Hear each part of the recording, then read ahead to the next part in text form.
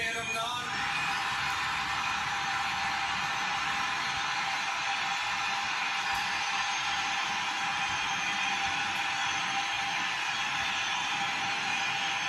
சட்டப்படி அமைக்கப்பெற்ற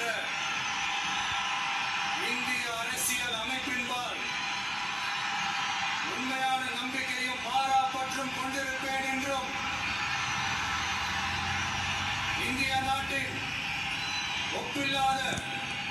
முழு முதல் ஆட்சியையும் உரிமையையும் நிலைநிறுத்துவேன் என்றும் தமிழ்நாட்டு அரசின் முதலமைச்சராக உண்மையாகவும் உளச்சான்றின்படியும் என் கடமைகளை நிறைவேற்றுவேன் என்றும் அரசியல் அமைப்பிற்கும் சட்டத்திற்கும் இணங்க அச்சமும் ஒருதலை சார்பும் இன்றி விருப்பு வெறுப்பை